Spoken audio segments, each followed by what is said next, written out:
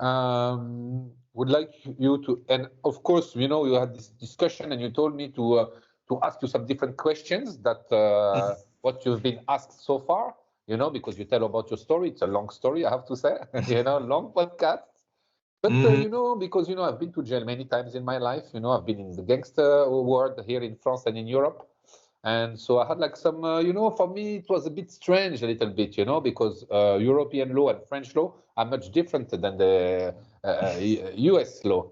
So we will dig up a little bit and try to understand you in that way.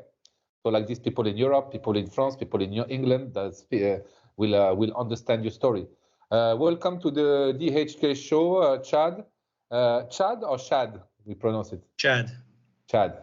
And first of all, I would like you to introduce yourself, Chad. Well, I'm Chad Hauer. I'm wanted by the FBI and Interpol for 18 years now. I've been through 3 extradition attempts, all of which were denied in multiple countries. And now I have asylum in Russia. I'm the next American man after Edward Snowden to receive asylum in Russia. Okay, that's good. And how long you've been in Russia so far? I got here in July, but I used to live in Russia. I lived in Russia from 2001 until 2004, and then off and on until 2008. You speak Russian a little bit? Немножко, не очень хорошо, но я говорю по-русски. Не понимай. Not говори по-русски. That's a shame. I should have learned. It's a very rich language, I have to say. It's a country of elites. Elites people, very clever, very smart, very intelligent. They influence the world. So shout out to the Russian people. I know it's very difficult right now. And I just want to say something, my son, because he speaks Russian, they think at school he's a young boy, like when he was 9 years old, he was at school because I brought them from Central Asia to France. And, the kids, because it was the war in Russia, they used to gang up against him and tell him, yeah, you are Russians, because the media played that role, to make the Russians like evil.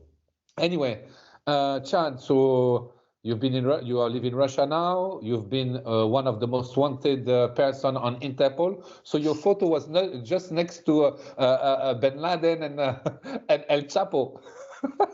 In fact, yeah, in Bulgarian prison, they called me the American Taliban. Oh my goodness. We will get to the Bulgarian prison because you've been like 2 or 3 times, I think, in the Bulgarian prison, isn't it? Oh, there were 5 Bulgarian prisons. It was over a period off and on for 3 months. So they would transfer me, they'd let me out, they'd put me back in, they'd let me out, they'd put me back in. So Chad, let's start from the beginning. How did it get you there, man? How did you get? What is your life? Where you started? Where do you come from in America? How did this story started? I would say. Well, first of all, I left the United States in 2001, and then so I'd already lived overseas. I've lived in about a dozen countries. Some of them short term. How old are you? Sorry, like this. 49. 49. Okay. We are not too different. We are not too far from each other. From the same generation. So Gen X. Yeah, exactly. So go on. Sorry. Yeah. So I left the U.S. in 2001, and I was already living overseas. And by 2009, I had moved to the Caribbean. So I originally moved to Russia 2001. Lived in a variety of countries. Lived in about 12. Moved to the Caribbean in 2008, I moved to the Caribbean, March 2008. And then in 2009, actually I went to France. I was in France for 3 months in 2009. We were in Nantes and Lille. And I've been to France quite a few times. I used to come like once or twice a month when I worked for Microsoft. And then I went to Bulgaria in October, and Interpol arrested me in Bulgaria and told me I was wanted for kidnapping, which was quite a surprise to me, especially when they said it was November 2006, because I wasn't even in the United States in November 2006. So it's kind of difficult to kidnap somebody when you're not even in the United States. That's true. That's true. But at the beginning, because I didn't know really well about your story, but I thought, this guy, he's wanted from the FBI and from Interpol, and maybe he's like he hacked some sensitive information from Microsoft. But then I understood that it was for kidnapping. So you. What took you first to move to the Caribbean? What was your life there back in America before? But remember, I moved to Russia 2001. So by the time I moved to the Caribbean, it was 2008. Okay, sorry. So what was your life just before you moved to Russia, I would say, in the United States? Well, I was an international conference speaker. I was already traveling to Europe several times a year to speak. So I was working in the software development field. I was doing programming and architecture and things like that. And I had separated from my ex-wife, who I affectionately call Vecna from Stranger Things. And I gave her the house, and I really didn't have any place to live. And I was already going to Europe several times a year as it was, and had always wanted to move out. So I couch surfed around Europe for a short time, and then I ended up meeting my current wife, who was Russian. And so I went to visit her in Russia after I met her in Spain, and I just stayed there. Yeah, but as a consultant, you used to work for a big global company. You used to make some quite good money. So for you to have a place to stay, it wasn't really a problem. Yeah, it wasn't really a problem. In those days, I was working for some of the bigger companies, not quite the biggest ones yet. I started to work for Microsoft in 2004. So when I say I couch surfed, I was in hotels, sometimes friends' houses. I have a lot of friends throughout Western Europe that even when I come to, well, I can't now because Interpol Red Notice, but I have, for example, some very good friends in Belgium, and they have a very large house. So every time I'm in northern France or whatever, I just go visit them, and they've come to visit us in the Caribbean and Cyprus and different places.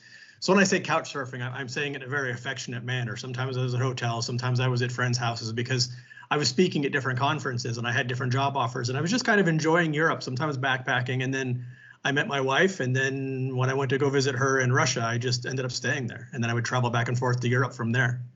Okay, so it started in 2001, not before. But how? What was the story to be wanted by the Interpol and by FBI? Because Interpol is not really a police; it's like a file, that you have on your on the computer at the customs. They check your passport, and you have a notice, red notice, whatever the notice it is.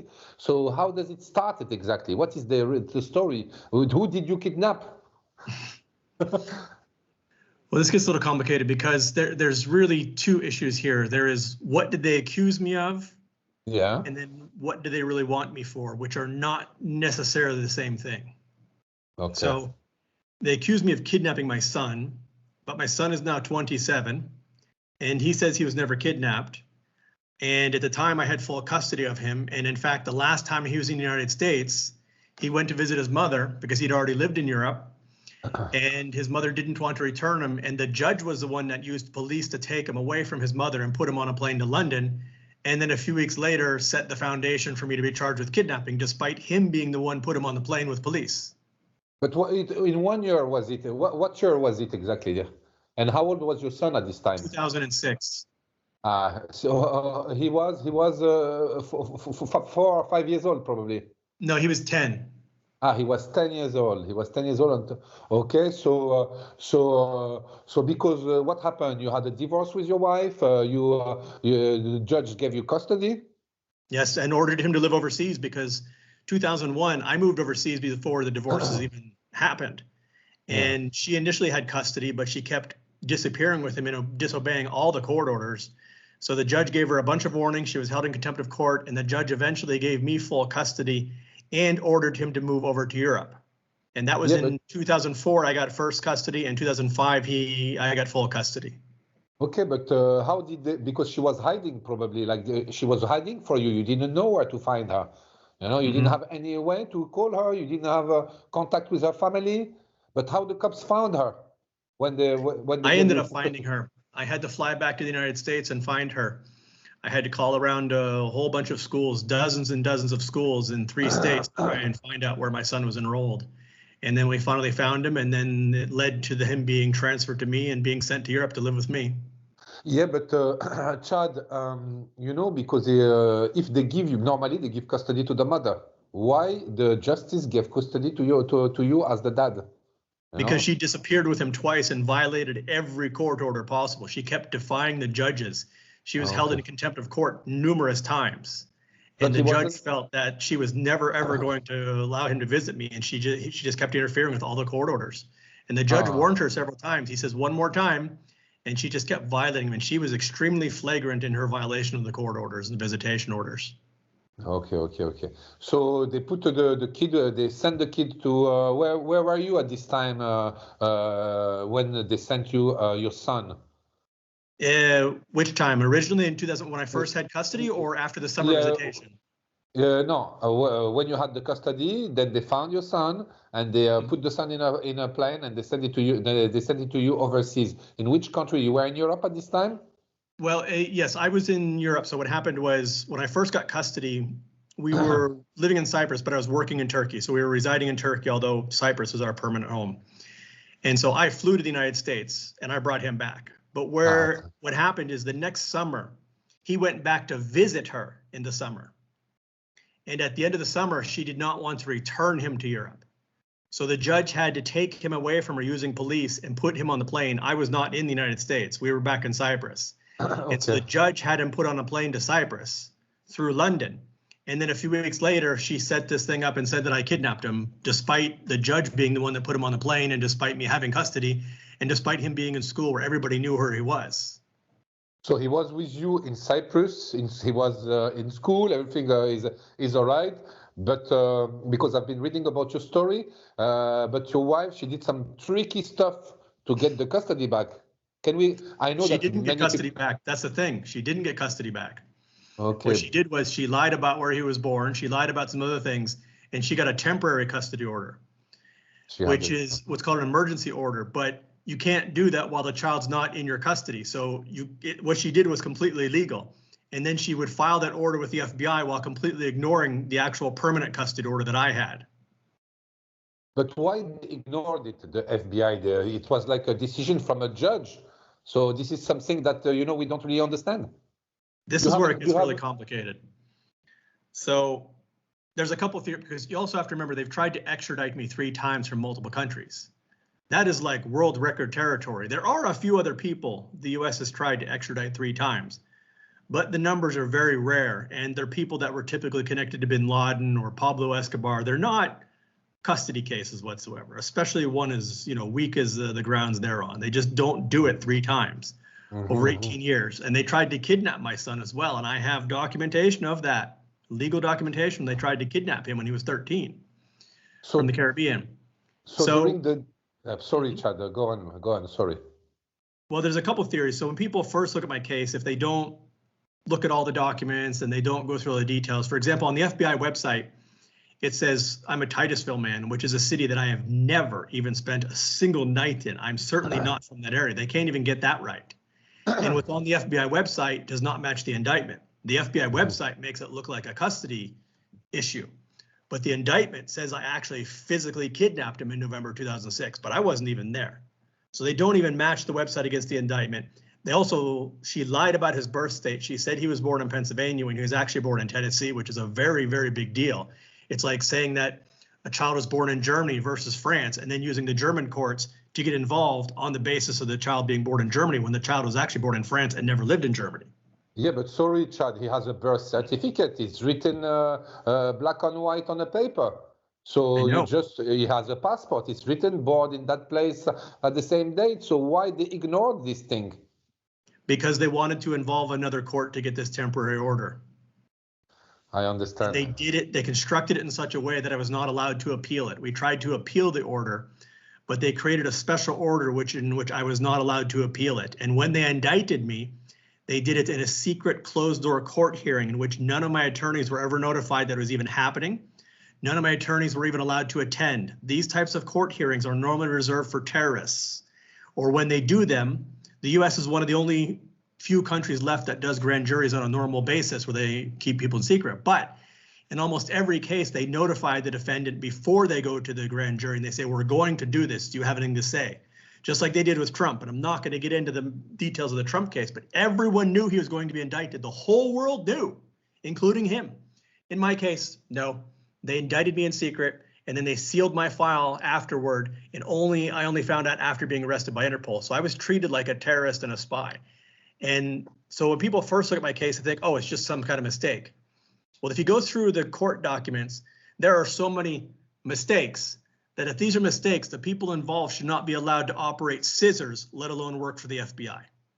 Yeah, but you can get a reparation for that, because everything is crystal clear.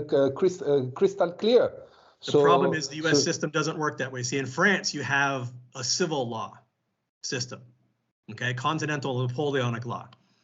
The U.S. is British common law. They work very, very different, okay? In the common law system, you can corrupt cases in a much more complicated way than is possible. In French, somebody who understands French law could never understand how my case ever existed. Yeah, but really, I was reading your case, and I really didn't understand, because it has, it was really, because normally, if it happens here in Europe and even in England, they would cancel it. They could cancel the whole case. Except they're covering this up, because when this comes out, what's going to happen is the two main people involved in this, they're going to have to reopen every case these guys touched, and they've been in their positions for more than 20 years. It's going to cost the FBI hundreds of millions of dollars to re-examine those cases. I understand. And there are other cases like mine where they've covered them up for decades, and like the Newburgh Four. The judge finally came out and said that the 4 people involved had nothing to do with the crime whatsoever, and the FBI orchestrated the entire thing, and the only conspirator was the FBI, and the FBI had to pay out millions of dollars. Or like the Larry Nassar case, where they covered up the abuse of the U.S. Women's Olympic team, including minors, and now the FBI is being sued for $1 billion. But you can sue the FBI right now, No, I can't. See, that's the problem, because I'm still classified as a fugitive, and I've offered to go to trial many times, but they refuse to go to trial, and they keep blocking the trial. And while you're a fugitive in the United States, you can't file anything. You cannot sue them. You can't file anything. We try to file, even get the case re-examined, and the FBI blocks it every time. Yeah, but sorry, Chad, because I've been reading also about it. The sentence you can get for this type of crime, I would say, is 3 years prison and $250,000 fine, isn't it?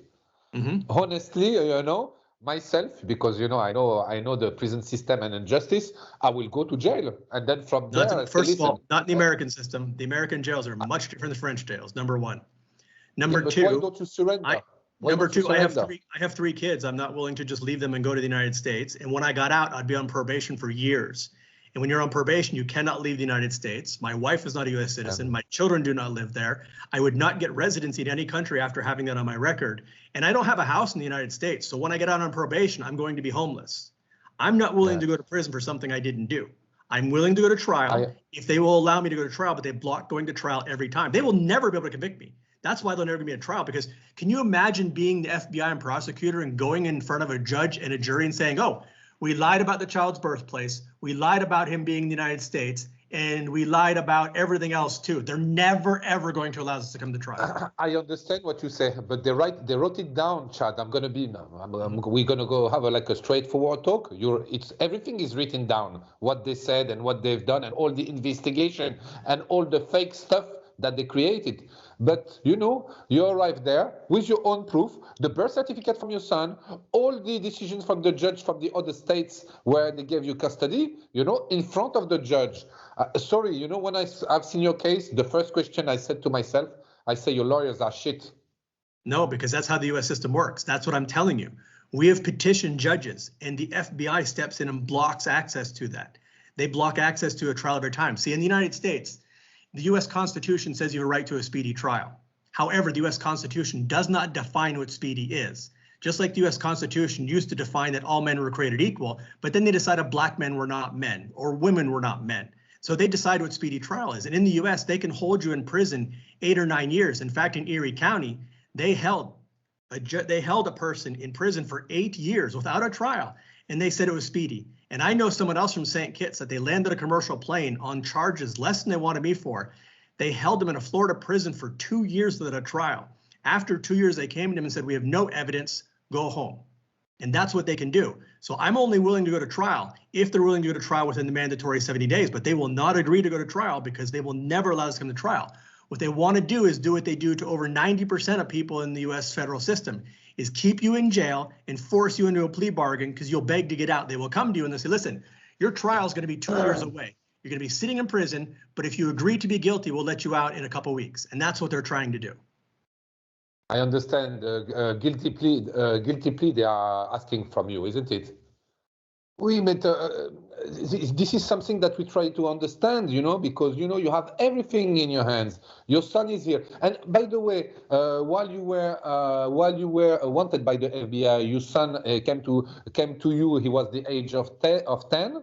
They tried to kidnap him at the age of 13. So he stayed with you all the time. He lived He's 27 with you. now, and he still lived with us until I left the Caribbean in July, and he lived with us until then. So he's still living back in the Caribbean. And he couldn't be taken as a witness, for example. They did accept Except a they witness. won't allow him before the court. He's done news interviews. He's been on the national news, and they still won't touch it because they will not allow him to appear before a judge. That's what I'm telling you. They are going to fight to try to cover this up so much that they block anyone from going to court or petitioning whatsoever. And that's why I said this is not a mistake. They did this to me intentionally. So the only question is, why did they do this to me intentionally? But what have you done? Maybe you have done something that we don't know. Huh? Well, here's so far everything I've told you I can prove with court documents. Okay. So this next part we move into speculation. First of all, I can tell you that the first theory that these charges are accidental or mistakes, it's not. If you read through the court documents, it's very clear that what they did was absolutely intentional to me. So the only thing is why. There are two possible theories as to why. One is the primary agent who is on my case, appears that he was most likely demoted. And I don't have proof of this, but I have some indicators because he used to have a high position in the FBI. And then all of a sudden he had a much lower position in a very low branch office, like in the middle of nowhere. It's like, imagine that he was like the head of some big FBI thing in the middle of Paris. And then one day he got sent to some farming village to sit in some corner office and monitor the chickens. Yeah. And that's what happened to this FBI agent. So what did he do? Did he get in trouble and did they put him in a corner? So if that's the case, maybe he was looking to catch a dangerous person. And just like the Newburgh 4, the easiest way is he's watching chickens. He can't do anything. Well, let's invent somebody. Let's just frame somebody and look like they're a hero. That's one theory. And that is a certainly viable theory. But it's like a conspiracy against you. Like they found you, they say he's a victim. We're going to victimize him. That's certainly a possibility. The FBI has done that. The problem is the things they've done to me are beyond the capability of a single FBI agent, especially one who's in a branch office, who's not even sitting in a main office.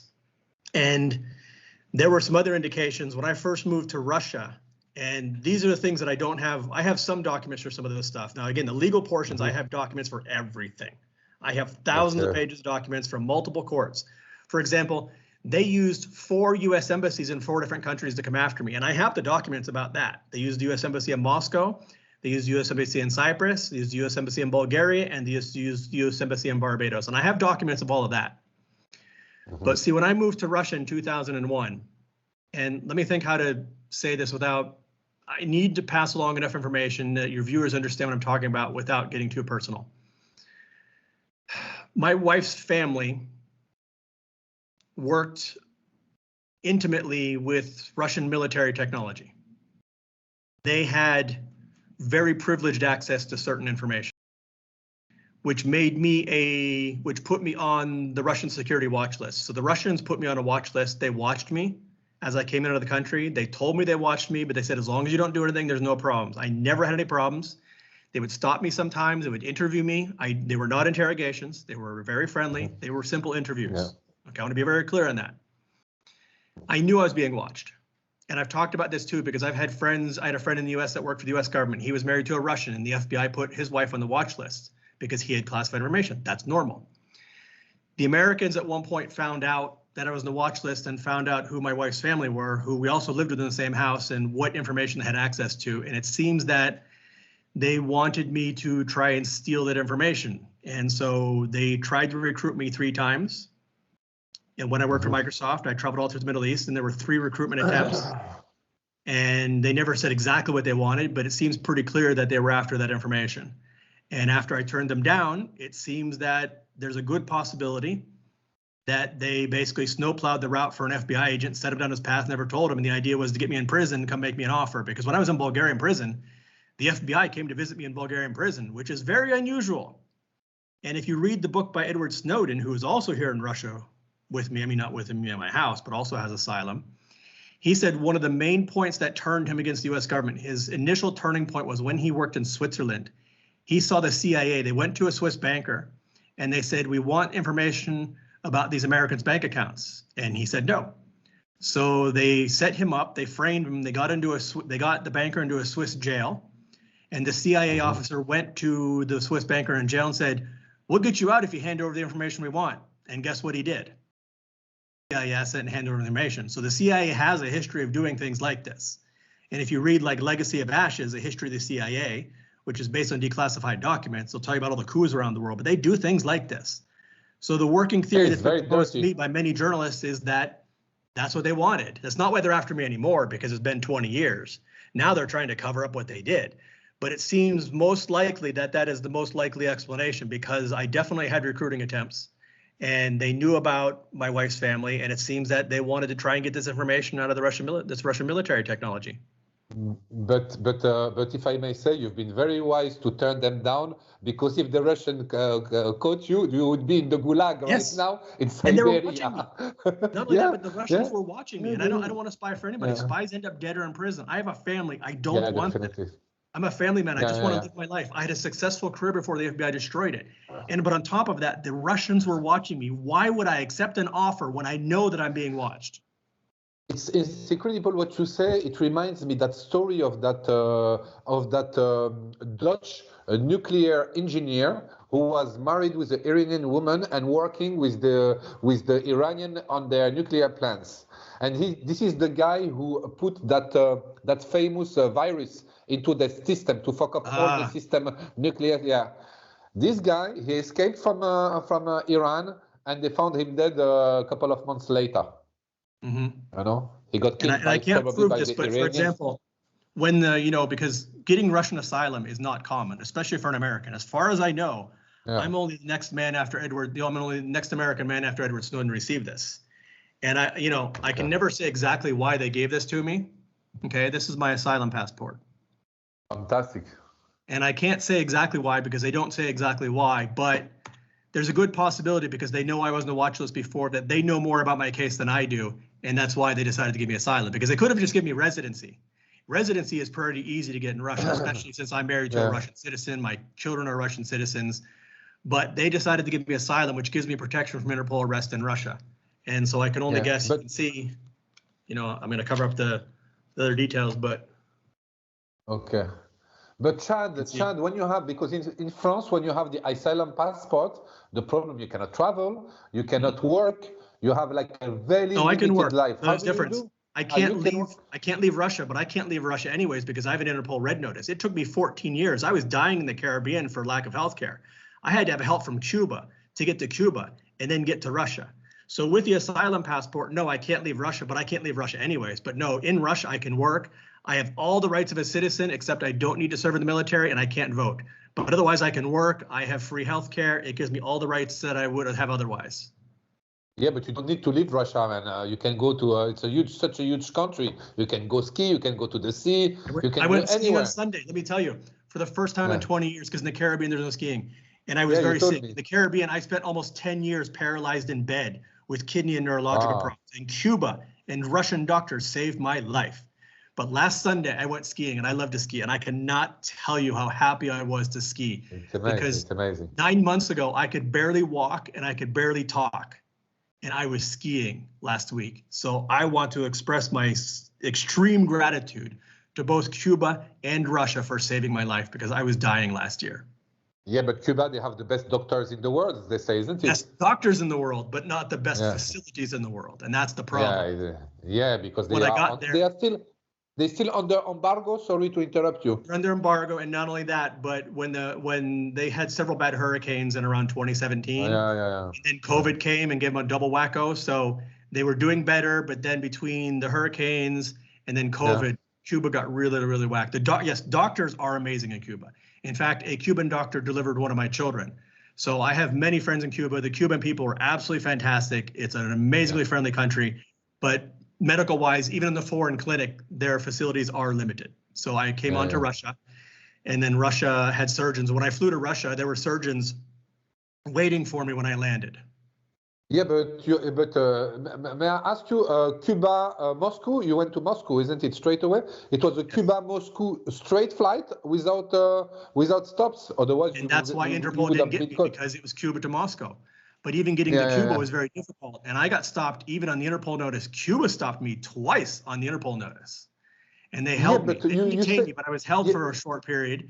And it's because once they saw it was the Americans, the Cubans are like, nope, we're not holding them. The Americans want them. We don't like the Americans. But they knew where you were, the FBI. You said when you were in the Caribbean, in the island of Kites or Kitts, we pronounce St. Kitts. St. Kitts. But extradition failed because extradition failed in St. Kitts. And I'm a citizen of St. Kitts. I'm a national. So it's just like in France. Once extradition fails, they couldn't deport me because I was a national, and extradition failed. That was one of the countries that extradition failed from.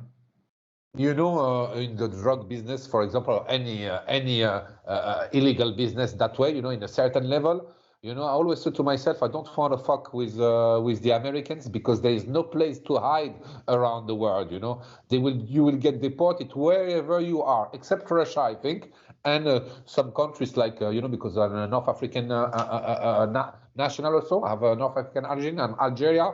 Do you know about Algeria a little bit, and Tunisia? Yeah, when I worked for Microsoft, my territory is Middle East and Africa. Oh, fantastic.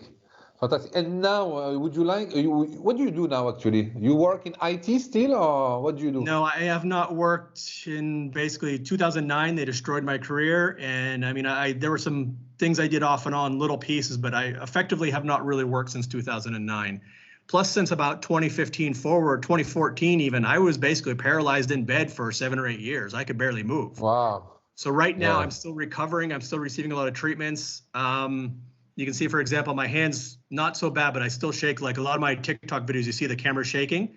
That's because I still have some neurological problems. So at some point, I will get back to work, but right now I'm not working, and I'm actually spending most of my time doing interviews, working on TikTok, Instagram, trying to get my message out there to get my name cleared. And yeah, definitely. But how do you do to live, Chad? You get some money out of the social media? How do you do? Nope. They give you a pension there in Nope. in Russia or something like this? What do you do? How do you do? I can't get into too many details, but I did well at Microsoft, #1, and my wife is a lawyer, and she still works. Did you steal some data from Microsoft and you sold them to the Russians? No. Microsoft was the best company I ever worked for. I absolutely loved Microsoft, and it would probably still be there had the FBI not destroyed my career. So no, my wife is a lawyer, and she still has some income, so that's helped. This is fantastic. So you have your 3 kids, you are with your wife, and you have your son. Can you say his name, or you don't want to say his name? Alex. Alex. So Alex, he lives with you also in Russia, 27 years old, or he's back in the States? He's 27 now, so he still stays back in the Caribbean, but he's basically, he's in our house in the Caribbean. So he's Islands of Kitts citizen, also American? Yes. Okay. And what is his relation with his mom now? He wants nothing to do with her because he has asked her numerous times over the years to stop this. And she just won't quit because she hates me so much. She doesn't even care for him. After she left St. Kitts, she never bothered to contact him again until over 10 years later when she lost a court case, and then she sent down a letter. She knew where he was. She never came to visit him again. She never called him. She never wrote him. So he feels all this. He knows what she's like. So she was more hating you than loving him. Yes, it was always about destroying me. But she was really just, if we follow the intelligence angle, which I, at this point, strongly believe, because I have a lot of evidence if we had time to go through it, including the FBI's involvement way back, way before they even got the other authorities involved. Somebody was coaching her. She's just a pawn in this. The FBI was coaching her what to do, what to file the entire way. So yeah, she hates me, but she's not capable of doing this on her own. She had somebody coaching her, and it was the FBI the entire way. They wanted to recruit you probably to do some spying things in Russia because your wife is Russian, or maybe you have some connections there. Well, I and you told you, refuse. my wife's family, they worked with Russian military secrets. These are not, my wife's family was, they had direct access. They had classified knowledge with Russian military technology. Yeah, but when you said you turned them down while you were wanted by the FBI, or No, just before you were wanted? before. Why? No. How did you meet them? They came to you one day. You were working, doing your conferences, and they came to you and asked you and told you, "Would you like to work with us?" Basically, yes. So what happened is, since I'm an American citizen, there are special rules. There's two types of things the American intelligence have. They can have a full-time officer, or what some people call agents. They don't call themselves agents, but an officer. And then they have what they call assets. And normally assets are foreigners, but they can recruit Americans under special circumstances, but they have to go through special protocols. So what they normally do, and this is all documented, you can talk to former CIA recruitment officers, they'll tell you this. When they want to recruit an American, they can't do it directly unless they get special oversight. So what they do is they form a fake company, and they try and hire you into the company, or they try and get you another country's intelligence agency to recruit you. So the Americans never came to me directly. It was three other countries who are closely affiliated with the Americans. It was Pakistan, the United Arab Emirates, and Saudi Arabia. And they all came to me, and they were very clear about what they wanted me to do. Okay, but the problem with America, don't you think that if you get caught by some foreign services, they will forget about you? You think, or because the last prisoner exchange, they exchanged the Victor Boot for the basketball woman. What's her Yes, name I know. again? Forgot her. Yeah. So we don't even understand. Instead of taking some high assets spies and take them out from some Russian jails or some from Burman jails, they rather get a basketball woman out of prison. Yeah, But she was because smuggling she's drugs. famous. But remember, everybody the Yeah. Russians have traded, first of all, didn't have asylum, and they all Yeah. wanted to go. So the Russians are not going to trade me because A, I have asylum, B, I don't want to go. It's a crazy story, man. I really try to understood, but for me, sorry to say that, it doesn't make any sense, but now it makes sense, You've been taken in some, in some kind of roller coaster. You can't get to that. It can get you. It's the fault of your wife, probably. You should have not married her. No, she's wonderful. It's as much as I've been through, I would do it all again to be with her. No, it's good. It's good. No, she's been with you by your side. You've been sick. You've been wanted. You haven't worked. So I guess she's a very, very strong woman, and she loves you very much. A big respect for that. So, Chad, what happened? So, voila, you are wanted. You live in Cyprus. You know that they're gonna get you. Your son is with you. You tell me once they tried to kidnap him at the age of 13, but where about they tried to kidnap him? He was in St. Kitts at the time when I was in Bulgarian prison. When I was in Bulgarian prison, the U.S. Embassy in Barbados sent a regional security officer on a plane all the way to St. Kitts, and they tried to physically abduct him from the home. But my wife was a lawyer, and he came and tried to do it illegally, and my wife got the St. Kitts police involved, and that member of the U.S. Embassy was basically expelled from the country. He was told to get out of the country within 24 hours by the St. Kitts government or be diplomatically expelled and expect a diplomatic incident. So the guy got on a plane and left right away because he didn't want to see the inside of the Caribbean jail. It was in 2008. 2009. 2009. But how did you find yourself in Bulgaria? Well, in Bulgaria, I was there to speak at a conference. I was international conference speaker. Okay. And how did they arrest you? You've been doing your conferences, some cops comes and they arrest you, or at the airport when you landed in Bulgaria? No, they don't arrest you at the airport usually. What they do is they'll flag you at the airport, and then they kind of look into it. And they came and they arrested me in my hotel. It was either the next day or 2 days later. I remember. I'd have to look. But they arrived early in the morning, which is standard protocol. They want to get you while you're sleeping. They know you're probably going to be in your hotel room. They came around 6 o'clock in the morning. There were 4 armed Interpol agents. I mean, Bulgarian intelligence who represents Interpol, of course. Interpol, you understand difference. Most people don't. Interpol doesn't have agents in every country, but every country has an agency who represents Interpol. So in the United States, the FBI represents Interpol. And in Bulgaria, it would have been the Bulgarian intelligence, most likely. They never completely identified which agency they worked for, but they appeared to be Bulgarian intelligence. They took me down to the police station. They called the U.S. Embassy. The U.S. Embassy came, I will say, interrogated me, ran me through a whole lot of things, and then they took me to prison. You said 3 months in prison, you said? Well, 3 months in and out of various prisons, because they would put me in prison. Okay. I'd get out. The Americans would object. They put me back in. They transfer me. They put me back in. So they were bouncing me in and out. But how was the condition? You arrive, you don't have money, obviously, because you didn't have take any cash on you. You didn't have anything. You know, they threw you They in a seized all cell. my cash. Yeah. I mean, I had cash. They Actually, I had a lot of cash because I used to travel throughout the Middle East, and I knew to carry several $1,000s with me at all time, because there are times I have been in 4 hotels that exploded. Not when I was in them, but I used to travel to Kenya, Saudi Arabia, Jordan. I mean, I was in all these sorts of places. So for me to go to a hotel that exploded was not unusual. Okay.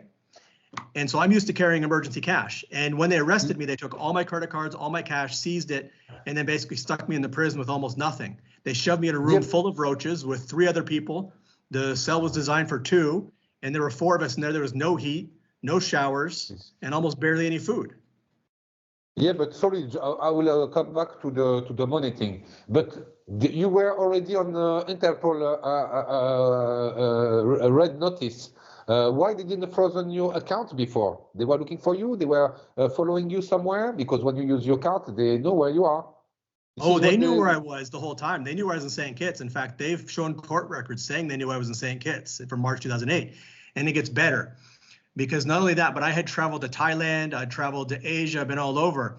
And see, when they issued, the Interpol Red Notice was issued in May 2009, okay? Okay. Now, in June 2009, we came to France, and we spent almost 3 months in France.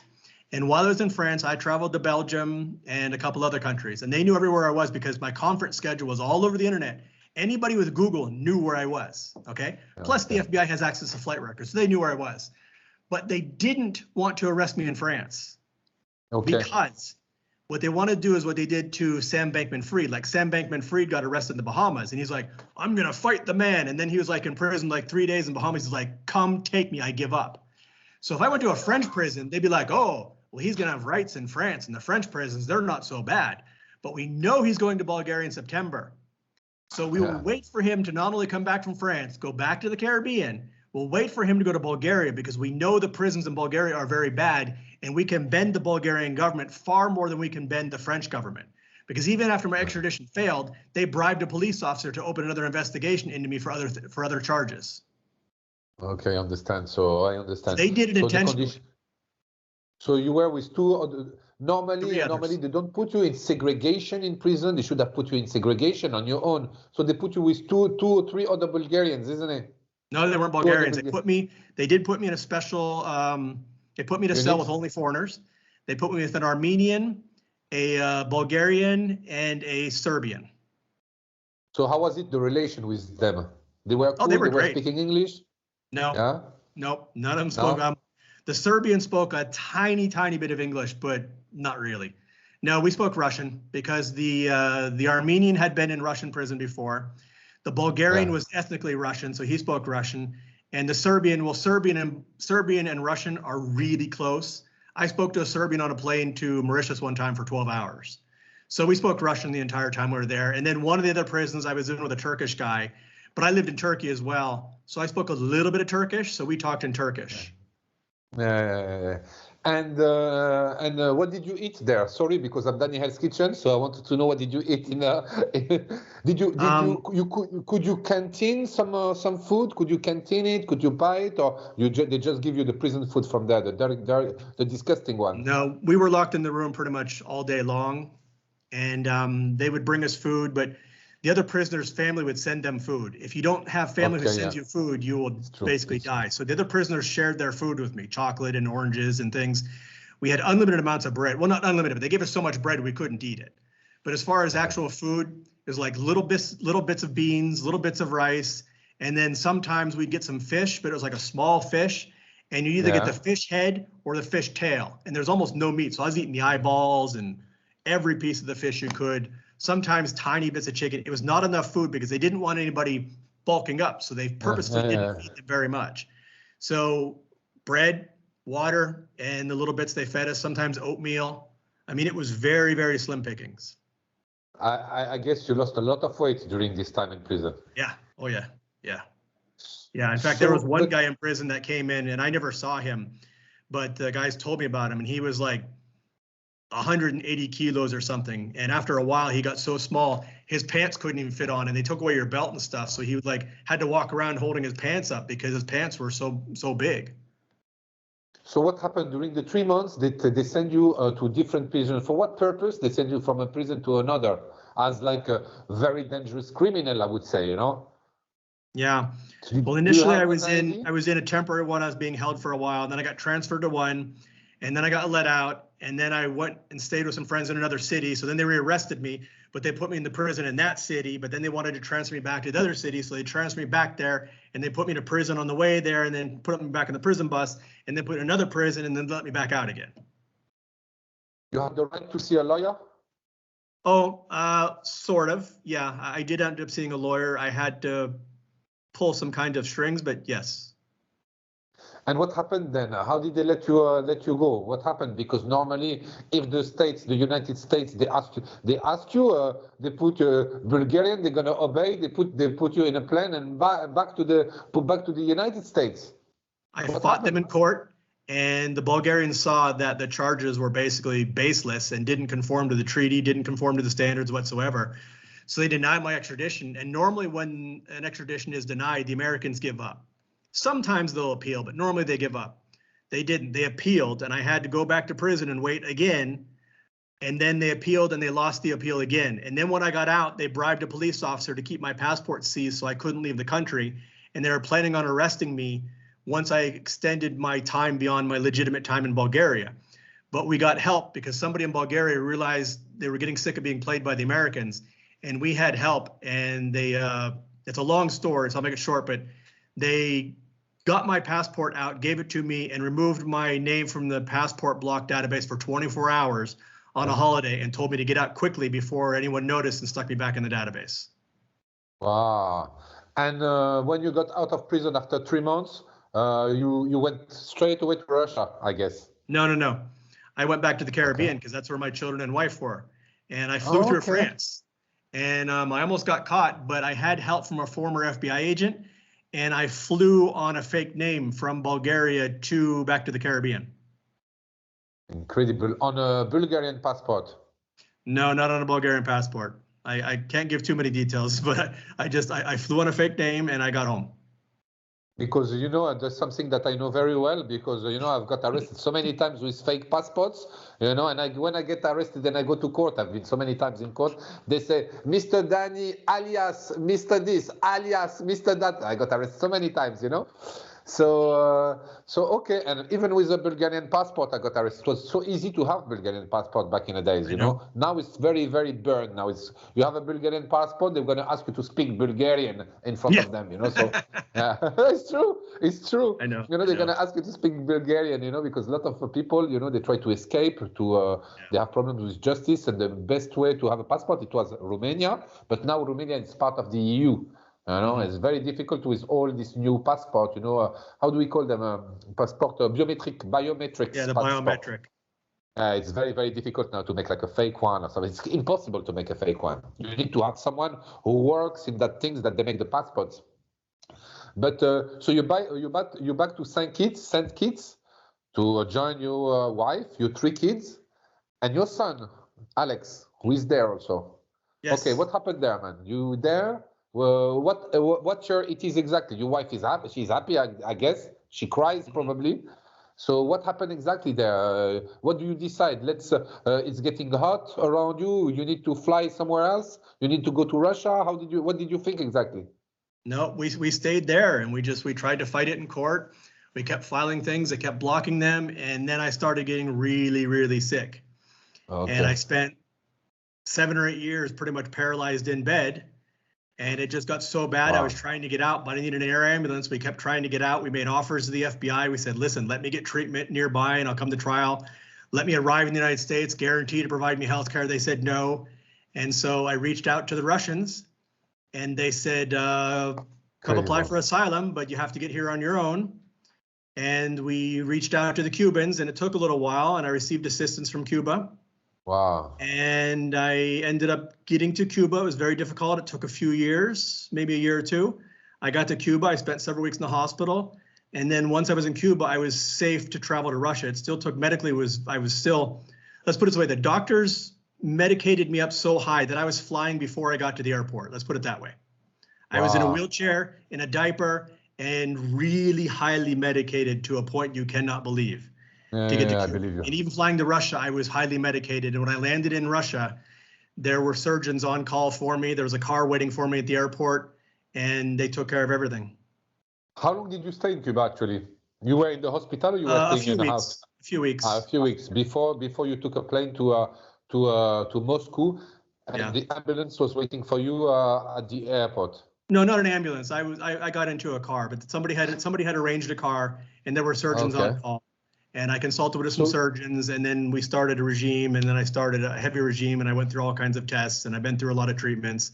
And that's why I'm walking and talking, because even when I arrived in Moscow, the Cubans improved my condition significantly, but I was still in a lot of pain and still having a lot of problems. So even getting to Moscow was a bit dicey. You arrived in Moscow with your wife and kids? Yes. Okay, the whole family. I guess it was like. Well, no, I mean my adult children stayed in the Caribbean, but the rest of the family came. Okay, but it was like heartbreaking for the kids and for your wife to leave a very nice island to the minus 30 cold in Russia. Well, it was summer when we arrived, so it wasn't minus 30 when we arrived. It was summer. Yeah, it's a continental weather, which is very good, like 40 degrees, 45 degrees. Yes, I agree. And Russia is a beautiful country, I have to say, with beautiful people and beautiful girls. I mean, because St. Kitts is only 35,000 people. The hospital is so small they couldn't treat me. And St. Kitts is 50% bigger than Disney World. So people who can't ever leave, they call it rock fever. People are used to flying, and I was stuck there. And it's a wonderful country, and I love the people there, but there's not much to do after if you're stuck there. You can go to the beach so many times. And in Russia, I can ski. I can go to the concerts. I mean, we're enjoying life here so much. Plus, I was stuck in bed anyways. But, here I have the opportunity to really not only the ability for me not to be stuck in bed all the time, but to spend time with my family and do things.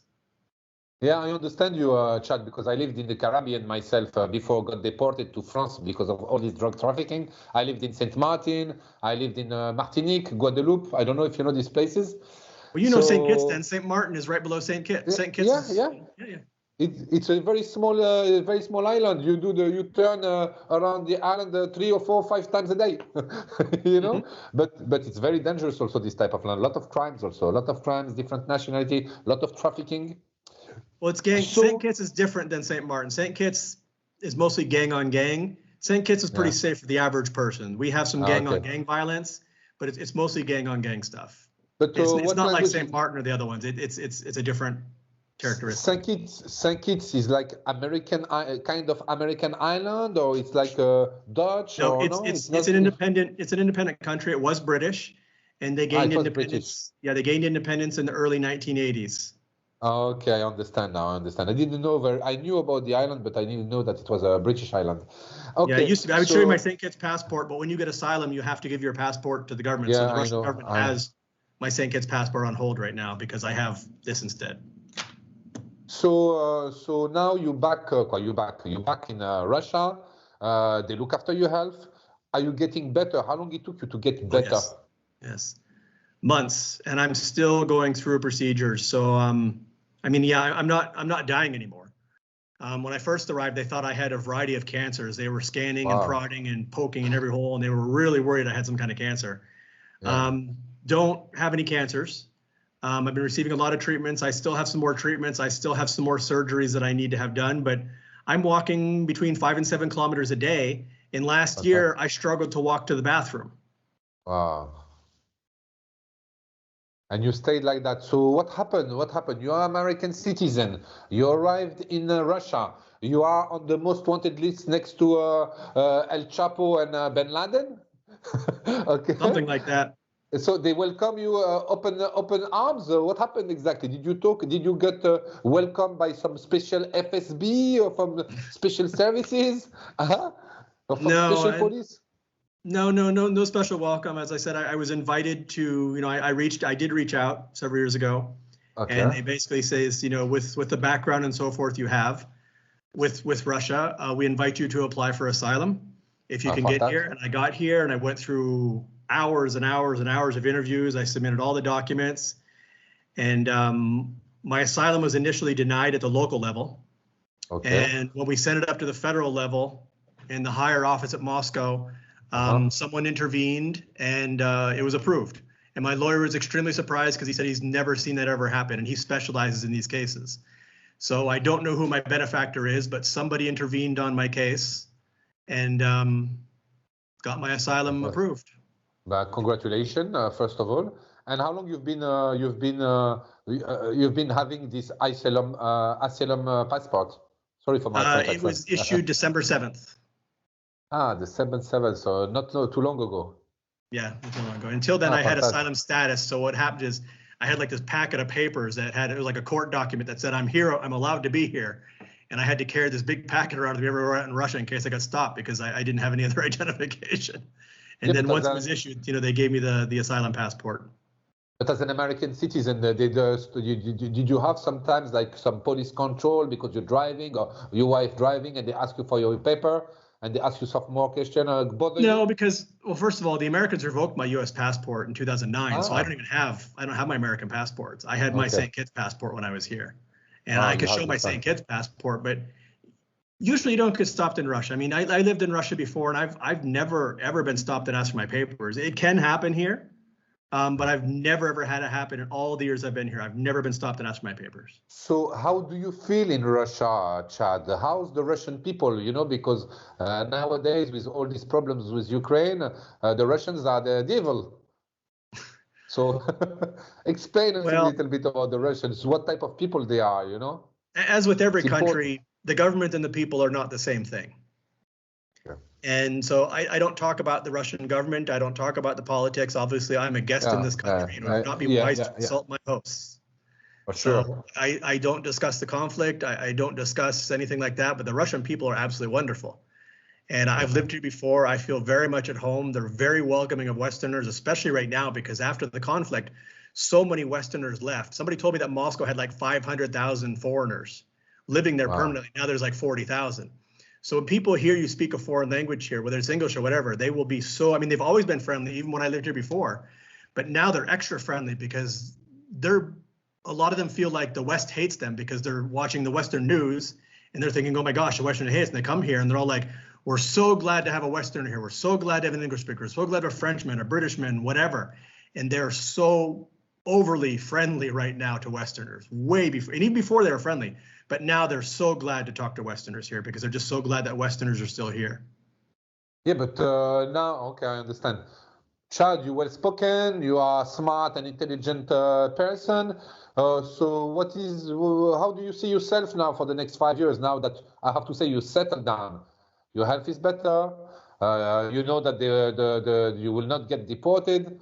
So what is your plan now, Chad?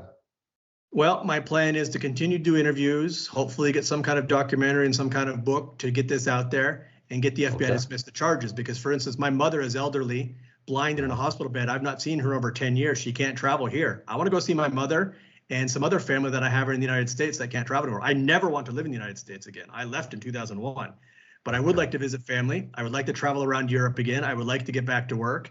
And if Edward Snowden was listening, I would love to meet him because there are very few people that I would actually like to meet, but he's an absolute hero, and I would definitely like to meet Edward Snowden. And Edward, people see him in Russia, or is he in some places? What is his status right now? Because he keeps a rather low profile. He keeps a rather low profile. I'm pretty sure he has some kind of security detail. So yeah, I'm sure the Americans are probably trying to he's a big asset for the because it was revealed that with Assange, one of the American presidents actually signed a secret execution order for Assange, and so I suspect they may have it. At least with me, they were actively trying to they were passively trying to off me by denying me health care, but they're not going to actively try and off me. So I can be out here in their face. So yeah, Snowden and I are in different categories. They want him way more than they want me. In my case, they're trying to cover up what they did. In his case, they really would prefer he was not alive. Yeah, but Chad, you've been talking about your mom. She's an old woman now. You haven't seen her for 10 years. Do you have a chance of winning your case? Not even winning, get back to normal. There is a chance to get back to normal. There is a chance when you for get you publicity, to go back to yes. America? That's the only thing that ever gets the FBI to do the right thing is massive publicity. If you look at the Newburgh 4, if you look at the Larry Nassar case, if you look at all the cases where the FBI was involved in wrongdoing, they covered everything up until they couldn't, until some journalist or somebody really ran with a story and exposed them to the point that they were forced to dismiss the charges. Now, in my case, what they do is they'll often do crazy things to people. And then when you bring out proof of it, like all the things I'm telling everybody's like, this is crazy, this guy's nuts. But the thing is, I have court documents to prove almost there. I made very clear what I can prove and what I can't. And many of the things I've said that come off as crazy, I have court documents to prove those things happened. So if I can prove those things happened, it's not a big leap of faith to believe the other things that I cannot prove, because I can already prove so many crazy things. And so at some point, someone's going to have to pick it up on another. The problem is that I have thousands of documents. And when I talk to journalists, a lot of times they'll like, send me everything. And then they see how much it is. And they realize how much it's going to cost to go through it. And sometimes I feel like it'd be better if I didn't have the proof and I just had to convince people, because once I show them the proof, there's so much of it. I understand. So you have hope? I think so still. Because, and if not, you know, Russia's a big friendly country. I mean, it's a lot different than being stuck in something the size of Disney World. Yeah, I understand. Definitely.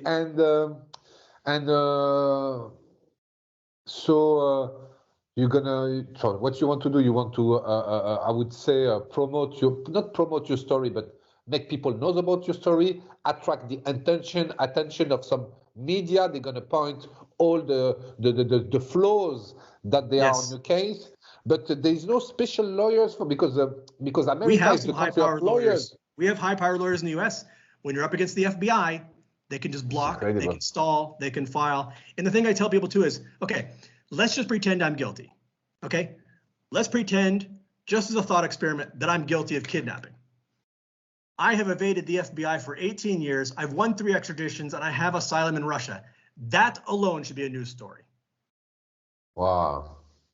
And it's not, because the FBI often intimidates American press. If you notice, most of the press coverage I have is from Austria, Australia, United Kingdom, Ireland, France in this case, because often when an American journalist gets involved, they will call the FBI, because I tell them call the FBI, and the FBI tells them, you can't speak to them, it's aiding and abetting, and we can charge you. Now they can't, but they just tell the journalist that, and what happens is the journalist will go back to the legal department, and the legal department goes, the guy's a nobody, they probably can't sue us, but we don't want that risk. And so they drop the story. Incredible. Yeah, it's crazy. But when this gets out there, again, imagine I'm guilty. That would be a huge story. But for some reason, because I'm not guilty. And your son is here to witness as a witness. He's done news interviews. You've seen the news interviews of him. He's been on the TV saying they tried to kidnap me. I'm 27. He's asked them to drop it, and they just keep coming. They listed him as a missing person until 26. He even talked to the agent. He said, remove my poster off the internet. I'm an adult. I don't want to be listed as missing. And they said, no, it'll take a court order. And the only thing that got him removed was a viral TikTok. I did a viral TikTok, got 1 million views in like 1 or 2 days. I tagged them. They blocked me on TikTok and removed his poster within 24 to 48 hours. Wow. And they won't answer why. If you call them and ask them, why is this child? Has he been found? They will not tell you why. And if there is a new administration, after Biden, like if it's the Trump doesn't matter. They did this to me under Bush.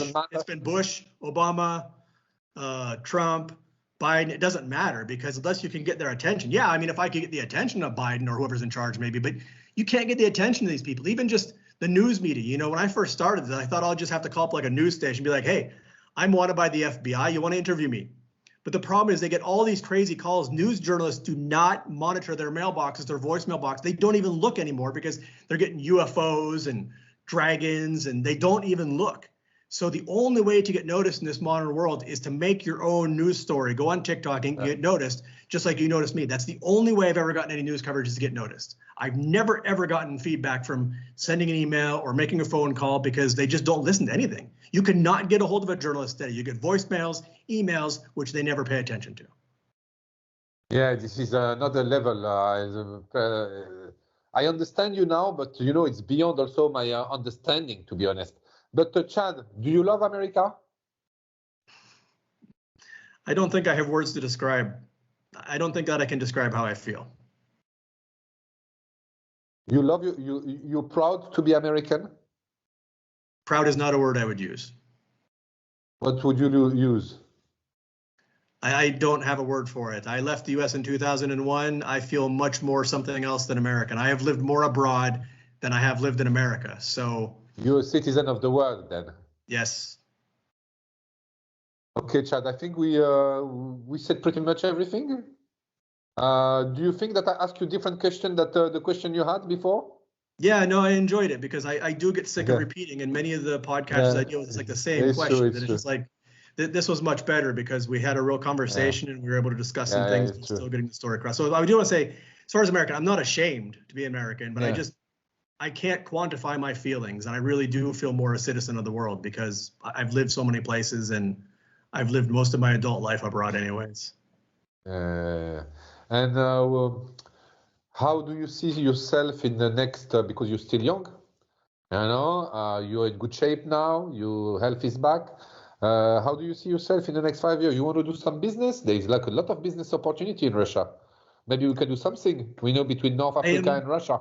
I'm actively looking for a job. I'm being picky though. I don't want just any old job. I mean, I could go teach English, but I don't want to do that. I still have my IT skills. I used to do public speaking for Microsoft. So I would like some sort of public speaking role, possibly in media, possibly technology related. Maybe I'll continue to speak about FBI abuses, but I would like to do more public speaking, maybe technology related, maybe not. But I definitely need some kind of job in the future. Have you been thinking about doing your own podcast?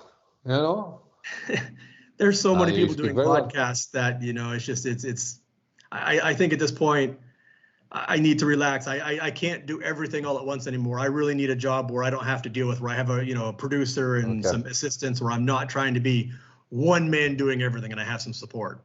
So if there's a media agency out there that needs a current fugitive who's living in Russia and is a native English speaker, I'm here. I don't know, maybe Yandex or VK could hire me, or one of the big Russian tech firms, but do they need somebody right now that speaks native English? I don't know, because they're not really marketing to English people anymore. But if VK or Yandex or one of these big Russian companies, he's here, you can hire him. But I forgot to ask you the question. So you've been living in Moscow, and how come you went to St. Petersburg? Because your wife is originally from St. Petersburg?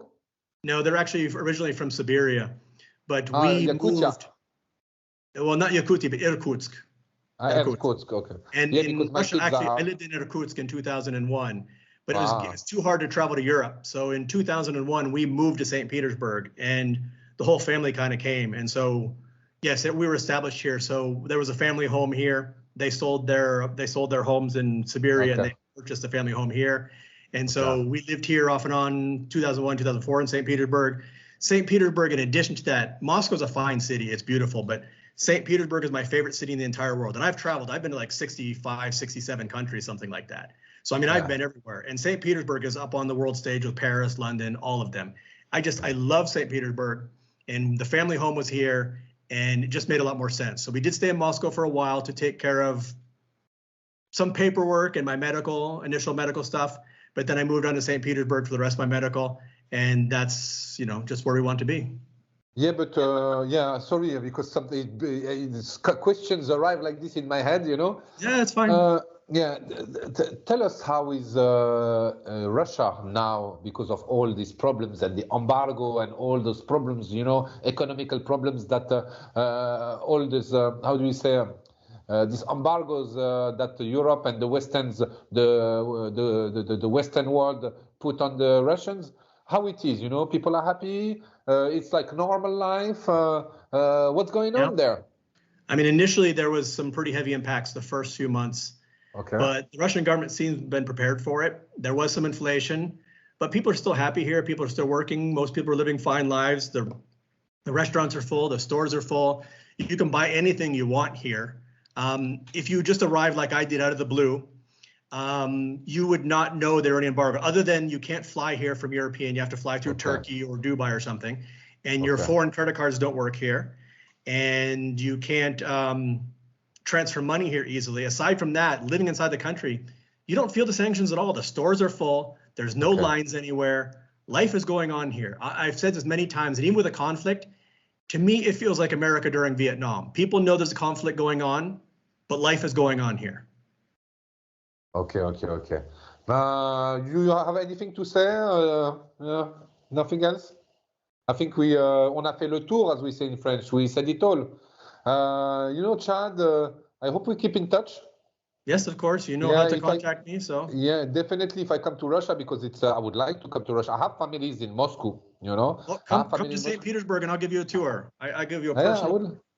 I would love. And if you have some ideas, like we can do some, it's offline now. If we can do some business with like products from Tunisia, from Morocco, from Algeria, for example, because they're out of this Western world, and do some business with Russia, let me know. We can do something. I'm always open to ideas. I'm not the world's best businessman, and I know that. I have run some businesses, but business is not my forte. My forte is the public speaking, the IT. Okay. When it comes to business, I've done it because I've had to in the past, but it's not really what I enjoy doing, and I'm not really, really good at it. Yeah, but my brother, when you have money in your pocket, a lot of money in your pocket, it doesn't matter. You're gonna be very. We can talk a little bit more. Maybe we should talk in person sometime. Yeah, we'll do so. We'll do so. Come here, and it's a fantastic place to be. And I would love. I will definitely. There's something else I was going to tell you. Hold on, but I forgot. Yeah. Go ahead. I just can't think of it right now. You'll put this online somewhere that I can publish it and tell people, and I'll be able to download a copy for my internal archives as well. Yeah, you know what I'm going to do first? I'm going to prepare some reels, okay? Send you the reels like this. You can share them on your page, your Instagram page, and send you the video also. The full video I will send you also, okay? Like this, you have it for yourself. And that's it really, and we promote you and we put it online. I don't know when it's going to be put online because I recorded so far six podcasts. So you are online, Chad. So it will come. Okay. And you translate into French at all? Because I have 111,000 on Instagram, but I have 200,000 on TikTok. I will translate it in French, but subtitles in French. Yeah, subtitles in French. But most of I'm trying to reach into other regions as well, so that really helps me. I had two Spanish companies. I had a Spanish company pick me up recently, and then Mexico picked me up off of that one. So I'm starting to get into other areas. I try to find a way to, using the AI to do the translation. We talk and, but it's not that easy sometimes because I have strong French accent. With the AI, I cannot get what I'm saying. So if you have a solution, let me know because you're in IT. It has trouble with my voice, even when I speak clear. I don't know what it is about my voice, but I have a lot of trouble with voice to text. Even when I speak very clear like I'm speaking now, it still has problems with me. I understand you perfectly. Okay, Chad, that's it. Okay. And much God bless you, Chad. My pleasure. De rien. Okay. And we talk soon and we keep in touch. Yes. And tell me when you're coming to St. Petersburg. I will. God bless you, brother. Thank you very much. Ciao. Bye.